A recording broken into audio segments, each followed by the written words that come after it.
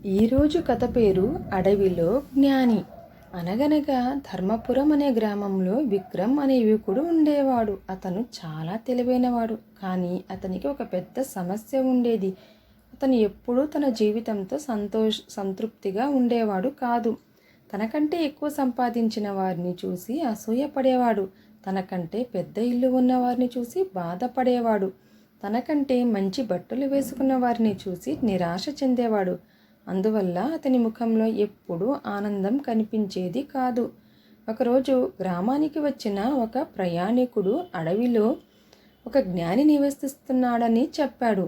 ఆ జ్ఞాని దగ్గరకు వెళ్ళిన వారికి జీవిత రహస్యాలు తెలుస్తాయి అన్నాడు. ఆ మాట విన్న విక్రమ్ వెంటనే ఆ జ్ఞానిని కలవాలని నిర్ణయించుకున్నాడు.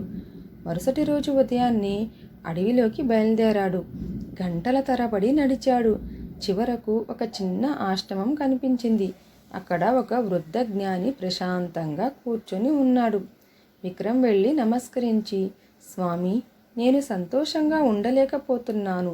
నా జీవితంలో అన్నీ ఉన్నా ఏదో లోటుగా అనిపిస్తోంది అన్నాడు.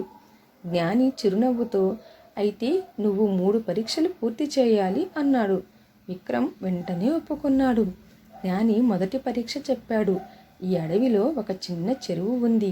అక్కడికి వెళ్ళి ఒక కుండ నిండా నీళ్లు తీసుకురా, కానీ ఒక చుక్క కూడా కింద పడకూడదు.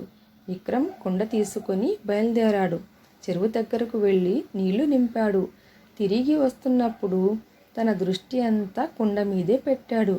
జాగ్రత్తగా నడిచి ఆశ్రమానికి చేరుకున్నాడు. జ్ఞాని అడిగాడు, దారిలో పక్షుల గానం విన్నావా? లేదు. పూల అందం చూసావా? లేదు. చెట్ల నీడ గమనించావా? లేదు. లేదు స్వామి, నా దృష్టి అంతా కుండ మీదే ఉంది. జ్ఞాని నవ్వి, సరే, 2వ పరీక్షకు సిద్ధమవ్వు అన్నాడు. ఈసారి ఒక చెంచా ఇచ్చి అందులో నూనె పోశాడు.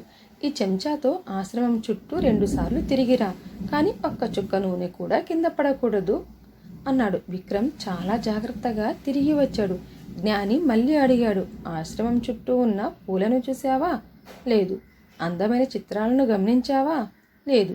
ఎందుకు అంటే నూనె కింద పడిపోతుందేమోనని భయపడ్డాను స్వామి అన్నాడు. జ్ఞాని తల ఊపాడు. ఇప్పుడు 3వ పరీక్ష. ఈసారి అదే చెంచా ఇచ్చి మళ్ళీ ఆశ్రమం చుట్టూ తిరుగు, కానీ ఈసారి చుట్టూ ఉన్న ప్రతి విషయాన్ని జాగ్రత్తగా గమనించు అన్నాడు. విక్రమ్ నడుస్తూ పూలను చూశాడు. పక్షుల కిలకల రావాలు విన్నాడు. చెట్ల అందాన్ని ఆస్వాదించాడు. ఆశ్రమం గోడపై ఉన్న చిత్రాలను గమనించాడు. తిరిగి వచ్చేసరికి చెంచాలో సగం నూనె మాత్రమే మిగిలింది. జ్ఞాని నవ్వి అడిగాడు, ఏం నేర్చుకున్నావు?